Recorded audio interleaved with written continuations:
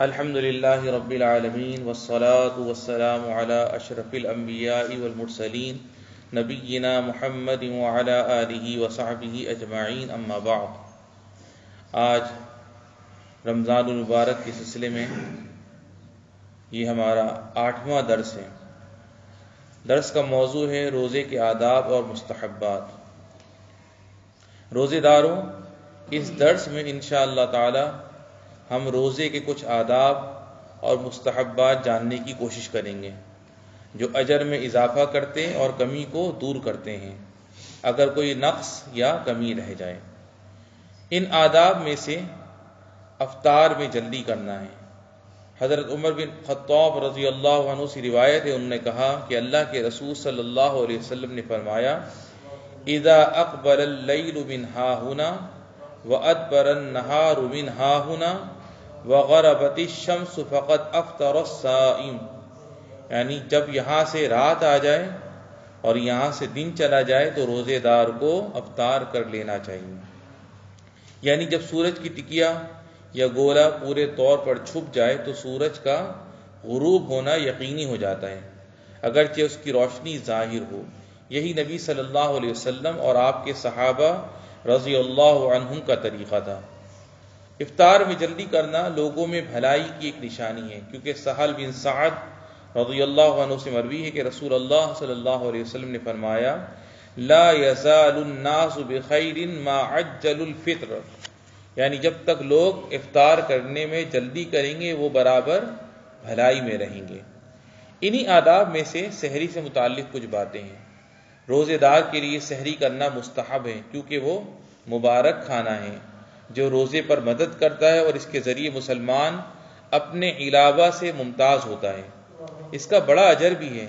چنانچہ مسند امام احمد میں ابو سعید خدری رضی اللہ عنہ سے مروی، انہوں نے کہا کہ اللہ کے رسول صلی اللہ علیہ وسلم نے فرمایا، السحور اکلہ برکۃ فلا تدعوه ولو ان یجرع احدکم جرعۃ من ماء فإن اللہ عز وجل وملائکتہ یصلون علی المتسحرین، یعنی سحری کا کھانا برکت ہے تو اسے نہ چھوڑا کرو، اگرچہ ایک گھونٹ پانی ہی کیوں نہ ہو، اس لیے کہ اللہ عز و جل اس کے فرشتے سحری کرنے والوں کے لیے دعائیں کرتے ہیں۔ سبحان اللہ۔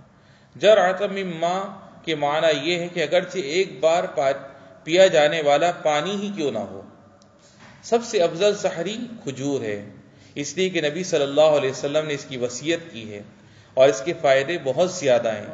حضرت ابو ہریرہ رضی اللہ عنہ سے روایت ہے، وہ نبی صلی اللہ علیہ وسلم سے روایت کرتے ہیں کہ آپ صلی اللہ علیہ وسلم نے فرمایا، نعم السحور المؤمن التمر، یعنی کھجور مومن کے لیے کیا ہی اچھی سحری ہے۔ اور سحری میں تاخیر کرنا افضل ہے، یہ انبیاء کی سنت ہے جس پر صحابہ کرام رضی اللہ عنہم چلتے رہے ہیں۔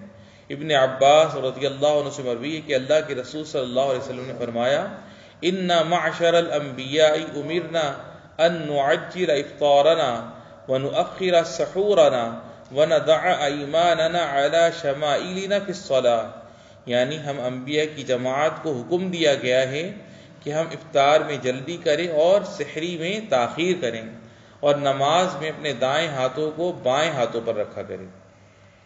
افطار میں سنت یہ ہے کہ رطب یعنی رس بھری کھجور سے شروع کیا جائے، اگر وہ میسر نہ ہو تو تمر یعنی خشک کھجور سے شروع کریں، اگر یہ بھی میسر نہ ہو تو پانی کے چند گھونٹ پی لیں۔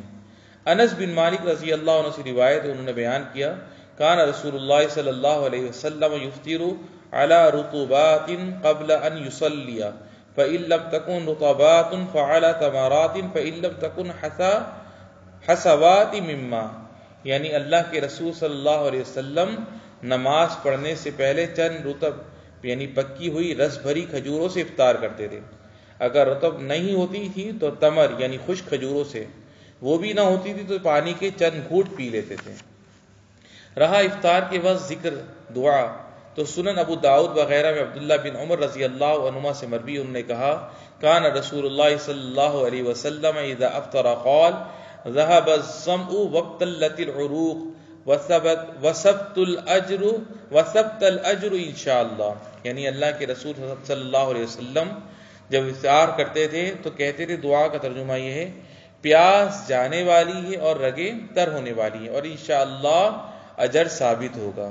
یہی وہ ذکر ہے جو صحیح سند کے ساتھ نبی صلی اللہ علیہ وسلم سے ثابت ہے۔ رہی وہ حدیث جس میں ہے کہ آپ افطار کرتے وقت اللہم لک صمت وعلی رزقک افطرت کہتے تھے، تو وہ ضعیف ہے۔ یا اللہ ہم تجھ سے دعا کرتے ہیں کہ ہمارے صیام، قیام اور نیک اعمال کو قبول فرما۔ والحمد للہ رب العالمین۔